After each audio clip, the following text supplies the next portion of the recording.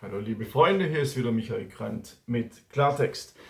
Ich habe euch ja versprochen, dass ich an dem Thema SPD dranbleibe.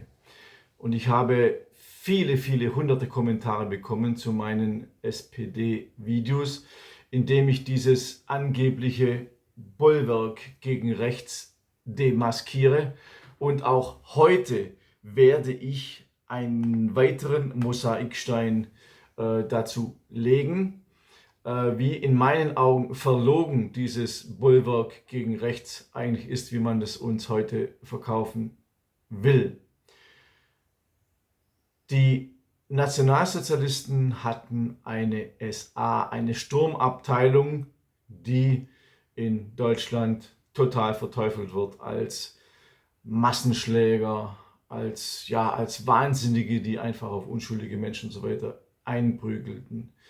Was niemand weiß, ist, dass auch die SPD eine SA-ähnliche Organisation hatte. Sie wurde genannt Schutzformationen, kurz Schufos. Das waren die Bürgerkriegstruppen der SPD, wie Heinz Höhne, der Historiker, schreibt. Eine weitere Tatsache, die von der Lückengeschichtsschreibung fast gänzlich unbeachtet bleibt.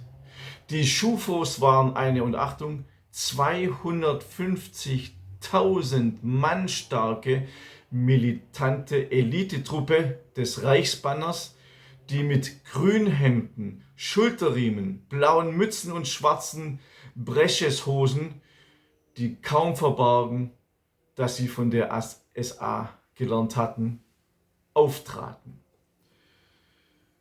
Die Ähnlichkeit mit der SA der Nationalsozialisten war sogar so groß, dass die Landespolizeiämter in Württemberg ihre Beamten mit Uniformbildern ausstatteten, damit sie nicht ständig die Schufo mit der SA verwechselten.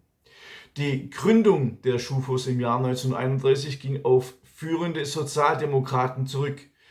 Die Zentrale des SPD-Kampfbundes befand sich in der Lindenstraße in Berlin. Es wurde zusätzlich eine geheime Wachtruppe aufgestellt, die Pistolen, Karabiner und sogar Maschinengewehre erhielt, um die Parteiführung zu schützen. Konfidenten des SPD-Vorstandes reisten durch das Land und regten die örtlichen Parteistellen an, Alarmeinheiten und Widerstandszellen aufzustellen. In Hamburg wurden so ein Kampfverband mit dem Namen Pioniere mit einer Stärke von 500 Mann gebildet. 1932 verfügten die Roten Pionierketten bereits über 5000 kampf- und einsatzbereite Sozialdemokraten. Sie konnten innerhalb von 2 Stunden an jedem beliebigen Ort der Hansestadt eingesetzt werden. Der Historiker Heinz Niemann schreibt dazu, ich zitiere: In Leipzig war ebenfalls 1930 ein sogenannter SPD-Schutz entstanden. Innerhalb dieses SPD-Schutzes organisierten die entschlossensten Kräfte eine Kampfstaffel. In die geheime militärische Ausbildung, die mit politischer Schulung wechselte, wurden etwa 2000 Personen einbezogen. Dennoch begann auch hier die illegale Waffenbeschaffung. Auch in Altenburg, Halle, Merseburg und Zwickau hatten sich ähnliche Formationen gebildet. In den Wintermonaten 1931-1932 begann die ADGB, also der Allgemeine Deutsche Gewerkschaftsbund, Gewerkschaftsmitglieder zu Selbstschutzgruppen, sogenannten Hammerschaften, zusammenzufassen. Zitat Ende. In Sachsen, Hannover und Magdeburg schuf die SPD 5-Mann-Gruppen für den Kampf. In Leipzig gab es rund 250 dieser Fünfergruppen. Der SPD-Parteivorstand maß jedoch den Schufos den größten Wert bei. Unter der Leitung von Karl Höltermann wurde die Schutzformation für den Kampf im Gelände und für den Häuserkampf gedrillt. Zudem wurden regelmäßige Felddienstübungen vollzogen und Ausbildungen am Gewehr und Maschinengewehr sowie Politkurse abgehalten. Es wird also verschwiegen, dass SPD-Kampforganisationen an Maschinengewehren geschult und im Häuserkampf ausgebildet wurden. Wie in der Reichsbanner-Zeitung zu lesen war, verlangten auch die Reichsbannerführer von ihren Stoßtrupps die eiserne Härte und die eiskalte Kraft zur Vernichtung des Gegners.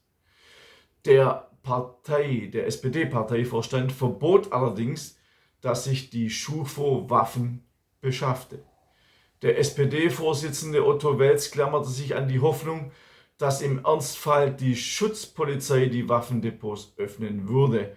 Eine irrsinnige Annahme, doch Höltermann schuf Tatsachen und ließ zu, dass sich seine SchUFO-Leute sowie die der KPD auf eigene Faust Waffen besorgten. So gelangte die SPD-SA auch an Pistolen und Karabiner. Das bestätigte auch das preußische Ministerium des Innern. In einem vertraulichen Bericht hieß es, ich zitiere, Waffenlager hat der Reichsbanner in Norddeutschland in größerem Umfange offenbar keine. Jedoch sind zahlreiche Mitglieder in persönlichem Besitz von Schusswaffen. In Süddeutschland, vor allem in Hessen und Franken, sind Waffenlager vorhanden. Zitat Ende. Nach der Machtübergabe am 30. Januar 1933 warteten die SchUFOs und andere SPD-Widerstandsgruppen auf ihren Einsatzbefehl, um gegen das neue Regime unter Reichskanzler Adolf Hitler vorzugehen. Sie beschafften sich noch mehr Waffen aus den Gewehrfabriken in Suhl und Zella-Mehlis und dirigierten Waffentransporte nach Augsburg, Nürnberg, Magdeburg und Hamburg. Die Anzeichen für das Losschlagen gegen die Hitlerregierung wurden immer konkreter. In Gewerkschaftskreisen briet man Pläne für einen Generalstreik. In einigen Fabriken probten Hammerschaften, also militante Betriebskampfgruppen, den Aufstand und in vielen Parteistellen wappneten sich die Genossen für den Bürgerkrieg. Doch das Signal, auf das alle warteten, kam nicht und es sollte auch nicht kommen. Über die Feigheit der SPD, Hitler zu verhindern, der SPD-Führung, habe ich ja diese Videos über die SPDs gemacht, die ihr auch hier auf meinem YouTube-Kanal anschauen könnt. Wichtig in diesem Zusammenhang ist es nur, dass ich erwähne, dass auch die SPD eine SA-ähnliche Organisation hatte, was viele nicht wissen. Deshalb bringe ich das auf den Punkt hier. Alles dazu könnt ihr nachlesen in meinem sehr, sehr erfolgreichen Buch. Ich glaube, es ist die 5. Auflage jetzt. Ohne SPD wäre Hitler nicht an die Macht gekommen. Dieses Buch treibt den Genossen Zornestränen in die Augen, aber sie können es nicht verbieten. Sie haben es nicht einmal versucht, weil die Quellen in diesem Buch sauber sind und viele Quellen von der SPD selber, also sie müssen sich selber widerlegen. Alles dazu über die Feigheit der SPD und die Machtübergabe, ich spreche ausdrücklich nicht von der Machtübernahme, ich spreche von der Machtübergabe, findet ihr in meinem sehr, sehr umfangreichen Buch Adolf Hitler, eine Korrektur, Band 2. Hier beschreibe ich, wie die Machtübergabe vor sich ging. Auch hier noch einmal, wie feige die SPD war. Auch hier beschreibe ich Vorgänge, die so unter den, ja, ich sage so, wie ich denke, Klartext, Sesselpupser-Historiker, die Angst um ihre eigenen Sessel haben, wenn sie die objektive Wahrheit herausbringen, die ihr so nicht lesen könnt. Ich bringe Zusammenhänge, die in diesem Umfang so noch überhaupt gar nicht publiziert worden sind, und das ist der Erfolg meiner Buchreihe.